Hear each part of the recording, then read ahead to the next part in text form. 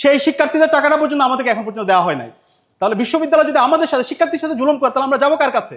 তো ডাকসুর নির্বাচন, আগামী নির্বাচন কেন্দ্রিক বাজেটে এখানে কোনো ধরনের সুস্পষ্ট ব্যাখ্যা নেওয়া হয়নি, কত খরচ হবে সেটাও আমাদের কাছে পরিষ্কার না। তাহলে এর মাধ্যমে কি আমরা ধরে নিচ্ছি সে আবার নির্বাচন আগে যেভাবে বন্ধ করে দেওয়া হয়েছিল বিভিন্ন ধরনের বাজেট ঘাটতি অথবা বিভিন্ন ধরনের এখানে দায় দিয়ে সেই ধরনের দিকে আমরা যাচ্ছি কিনা, সেটা আমরা আজকে মাননীয় সভাপতি উপাচার্য স্যারের কাছে জানতে চাই। আমরা আশা করব এখানে বাজেটের আমাদের নির্বাচনের সামগ্রিক বাজেট এবং ডাকসু ওভারঅল পরিচালনা করার জন্য আমরা এখন পর্যন্ত শিক্ষার্থীদের নির্বাচিত প্রতিনিধি হিসাবে শিক্ষার্থীদের কাজ করার জন্য আমাদের যে বাজেট দেওয়া দরকার সেটা এখন পর্যন্ত আমাদেরকে দেওয়া হয়নি। আজকে প্রায় আমরা 10 মাস পার করছি, মাত্র আমাদেরকে 25 লক্ষ টাকা দেওয়া হয়েছে। কিন্তু আমরা যদি দেখি 2019 সাল থেকে আজ পর্যন্ত প্রতি বছর শিক্ষার্থীরা ভর্তির সময় যে টাকা তারা ডাকসুর জন্য তারা দিয়ে থাকে, প্রতি শিক্ষার্থী 60 টাকা করে দেয়, সেই হিসাব করলে প্রায় 1,24,00,000 টাকার উপরে টাকা শিক্ষার্থীদের পক্ষ থেকে আসে। সেই শিক্ষার্থীদের টাকাটা পর্যন্ত আমাদেরকে এখন পর্যন্ত দেওয়া হয় নাই। তাহলে বিশ্ববিদ্যালয় যদি আমাদের সাথে শিক্ষার্থীর সাথে জুলুম করে তাহলে আমরা যাবো কার কাছে?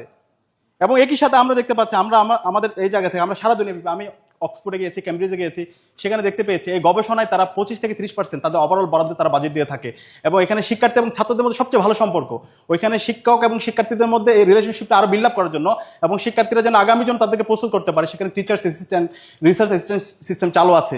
কিন্তু আমাদের এই বিশ্ববিদ্যালয়ে আমরা এখন পর্যন্ত সেটা চালু করতে পারি না। আমার প্রস্তাবনা থাকবে আমরা এবার যেন সেই রিসার্চ অ্যাসিস্ট্যান্ট সিস্টেম আমরা চালু করতে পারি এবং কমপক্ষে আমরা যেন 1000 শিক্ষার্থীকে এই ফ্যাসিলিটির আওতায় নিয়ে এসে এবং এখানে একটা স্ট্যান্ডার্ড আমরা একটা বরাদ্দ রেখে আমরা যেন আমাদের বিশ্ববিদ্যালয়ের শিক্ষা ঢাকা ইউনিভার্সিটিকে একটা পূর্ণাঙ্গ একটা একাডেমিক ইনস্টিটিউট হিসেবে বিনির্মাণ করার জন্য আমরা একসাথে